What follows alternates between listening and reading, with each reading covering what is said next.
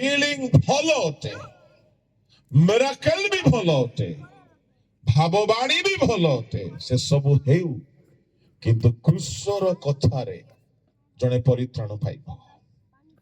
Healing ରେ କେବଳ ଶରୀର ସୁସ୍ଥ ହବ, ପରିତ୍ରାଣ ମିଳିବ ନାହିଁ। ଏଣୁ ଉଭୟର ସନ୍ତୁଳନ ରହିବା ଦରକାର।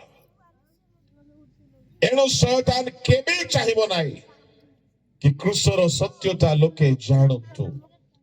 ପ୍ରଭୁ ସାହାଯ୍ୟ କରନ୍ତୁ ଆଜି ଏବଂ କାଲିକି ଆମେ କ୍ରୁଶର ସତ୍ୟତାକୁ ପ୍ରାଞ୍ଜଳ ଏବଂ ସ୍ପଷ୍ଟ ଭାବରେ ଅଧ୍ୟୟନ କରିବା। बोलो यीशु महाराज की। प्रभु को नाम धन्यवाद। जदि जने अण जिहुदी को पचरा जीव ए मारार पानी रे पका जीवा काष्ठ संबंध रे तुमर कौन चिंता धारणा?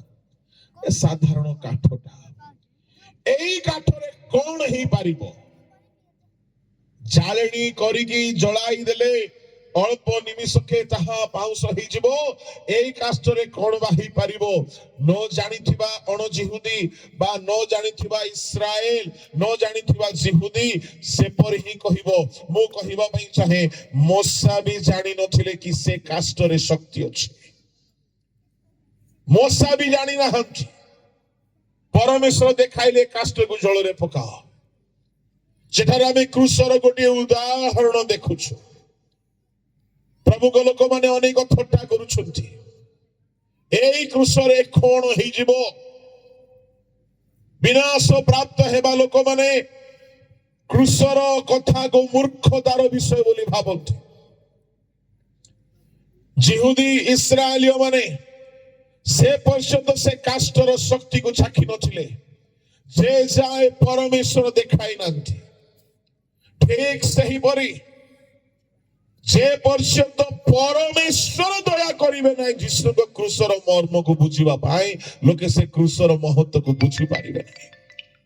आमे भाग्यवान, आपण भाग्यवान, मो भाग्यवान जे प्रभु आम निकटरे क्रूसर मर्म को बुझिबाकू, चाखिबाकू, अनुभव करिबाकू साहाय्य कले। से काष्ठर कथा यदि अन्य काहारी को पचरा जीवो लोके कहिबे मूर्ख कथा। ए काष्ठ कोन तिक्तता दूर करि पारिबो? किंतु ईश्वर को धन्यवाद हेउ से काष्ठ जलर सब तिक्तता हरण कला आ लोक मानकु सुमिष्ट जल प्रदान कला। विनाश प्राप्त हेबा लोक मानक पई से काष्ठर कथा मूर्खता, किंतु इस्राएलियो मानक पई से काष्ठरे ईश्वरंकर मधुरता आनिबार शक्ति अच्छी। सेही परी क्रूसर कथा मध्य विनाश प्राप्त हेबा अणविश्वासी मानक पई ताहा गोटे छंदा काठ, किंतु आंभ मानक पई ताहा म जीवनर सब विष सब श्राप दूर करिबा पई ईश्वरकर शक्ति। Hallelujah, praise the Lord. एहा हला प्रथम रूपक क्रूस। द्वितीय इस्राएलियो माने यात्रा करू करू करू करू से माने मान्ना खाई खाई से माने जल पान करी करी मोशांक उपरे वितृष्णा ही गले।